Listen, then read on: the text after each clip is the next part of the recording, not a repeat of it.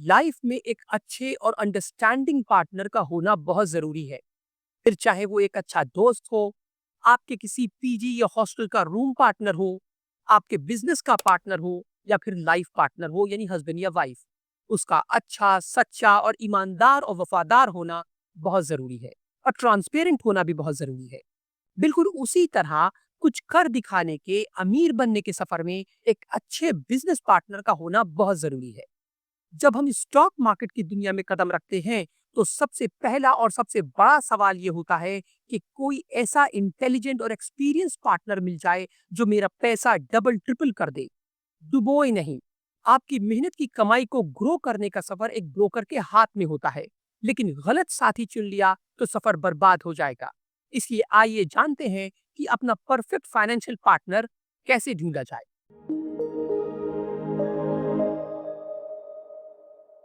Stock market में सही broker choose करना आपके फाइनेंशियल गोल्स, ट्रेडिंग के तरीके यानी स्टाइल और पसंदीदा इन्वेस्टमेंट ऑप्शंस पर डिपेंड करता है। एक स्मूथ और प्रॉफिटेबल ट्रेडिंग एक्सपीरियंस के लिए आपको कम से कम इन 7 फैक्टर्स को देखना चाहिए अपने ब्रोकर में। पहला है, आपके फाइनेंशियल गोल्स क्या है। दूसरा, आपका ट्रेडिंग स्टाइल क्या है। तीसरा, आपका फेवरेट इन्वेस्टमेंट ऑप्शन कौन सा है।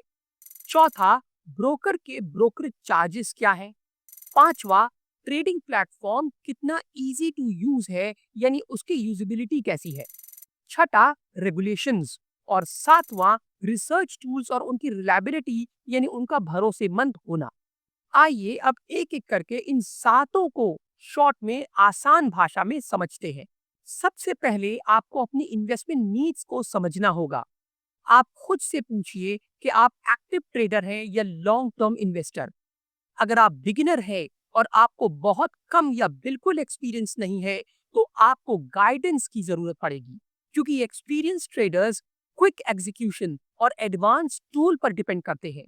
अगर आपकी ट्रेडिंग फ्रीक्वेंसी कम है, तो हो सकता है आप स्टॉक को बाय करके सालों तक अपने पास होल्ड करके रखें। नए इन्वेस्टर्स अक्सर स्टॉक्स, ईटीएफ्स, म्यूचुअल फंड्स और बॉन्ड्स में पैसा लगाते हैं, जबकि एक्सपीरियंस इन्वेस्टर्स ऑप्शंस, फ्यूचर्स और फॉरेन एक्सचेंज में ट्रेड करते हैं। नए इन्वेस्टर्स को फंड्स मैनेज करने के लिए डेडिकेटेड एडवाइजर चाहिए होता है, जबकि एक्सपीरियंस इन्वेस्टर्स सेल्फ डायरेक्टेड होते हैं और वो किसी पर डिपेंड नहीं करते। इसीलिए प्रोसेस को समझें और जल्दबाजी न करें। वक्त के साथ आपको भी एक्सपीरियंस हो जाएगा, मगर अभी आपको गाइडेंस की जरूरत है। और गाइडेंस मिलने पर उसे एनालाइज खुद भी करें, उसे समझें, उसे सीखें। आंख बंद करके पैसा न लगा दें अपने ब्रोकर के कहने पर। आप अपने ब्रोकर को फुल कंट्रोल कभी मत दीजिए। आप सबसे पहले ये क्लियर कीजिए कि आपका मकसद क्या है।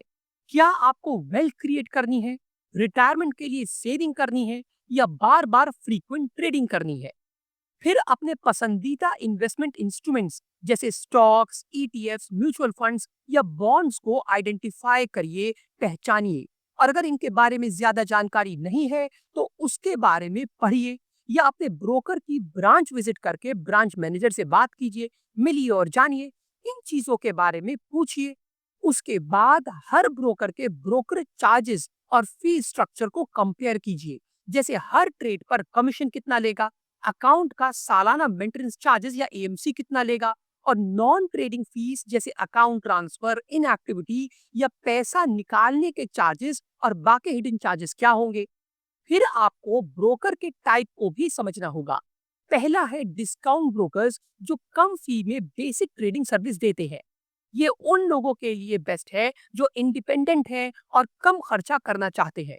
या फिर दूसरा है फुल टाइम सर्विस ब्रोकर्स, जो एक्स्ट्रा फी लेकर एक्सपर्ट रिकमेंडेशंस, एडवाइजरी सर्विसेज और एजुकेशनल रिसोर्सेज देते हैं। ये बिगिनर्स या गाइडेंस चाहने वाले इन्वेस्टर्स के लिए अच्छे हैं। अगर आप बिगिनर हैं, तो ये देखिए कि आपका ब्रोकर सेबी से रजिस्टर हो, जो इंडिया में लीगल ट्रेडिंग और आपके फंड्स की सिक्योरिटी की गारंटी देता है।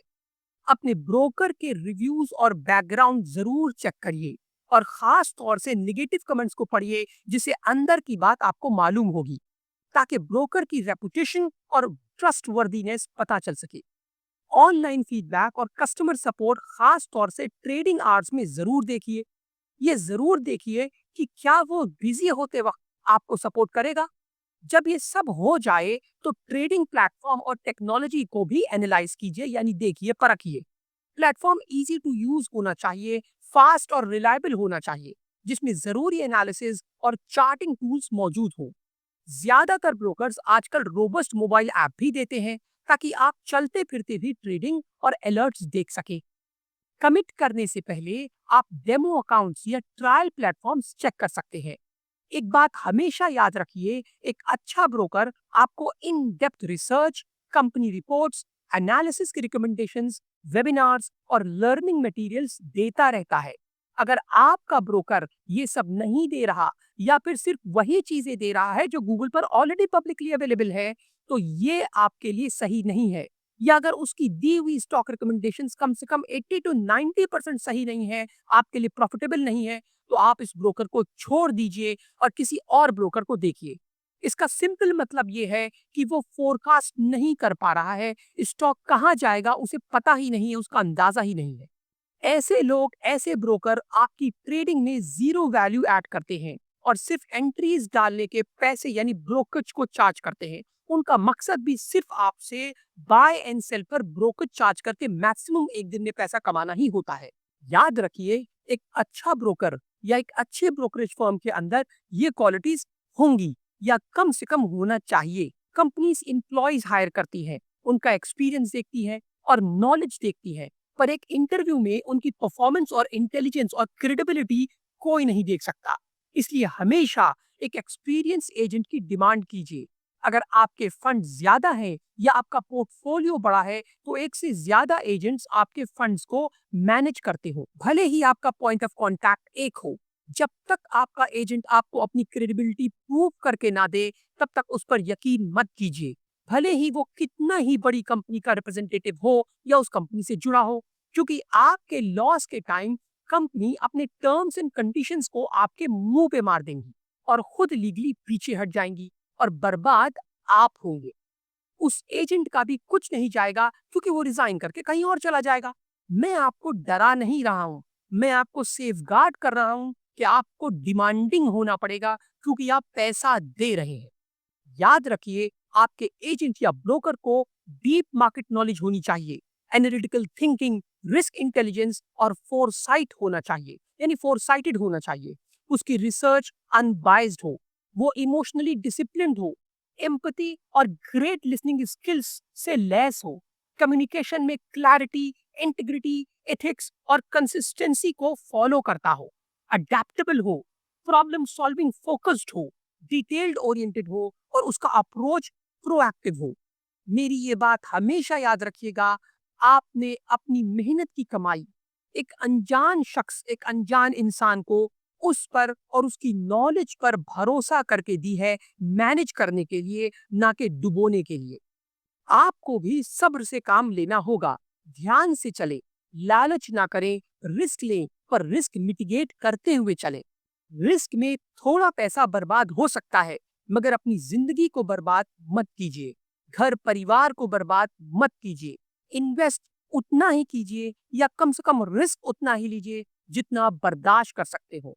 जानता हूं कि रिस्क लेना पड़ता है ज्यादा पैसों के लिए, मगर सोच समझ के, फूल प्रूफ होके रिस्क लीजिए। अगर आपको हमारी वीडियो पसंद आई हो, तो प्लीज हमारे इस चैनल को सब्सक्राइब कीजिए। हमें आपके सपोर्ट की बहुत जरूरत है। हम बिजनेस मैनेजमेंट, फाइनेंशियल इन्वेस्टमेंट और इससे जुड़ी तमाम चीजों को, तमाम इंफॉर्मेशन को फ्री ऑफ कॉस्ट आप तक पहुंचाते हैं। आपके सपोर्ट के बिना इस चैनल को आगे चलाना मुमकिन नहीं है, इसलिए मैं आपसे रिक्वेस्ट करूंगा कि आप प्लीज हमारे चैनल को सब्सक्राइब करें। अपना ख्याल रखें, खुश रहें, उम्मीद कभी मत हारें, और कोई भी निवेश करने से पहले डॉक्यूमेंट जरूर पढ़ लें। शुक्रिया, जय हिंद, थैंक यू।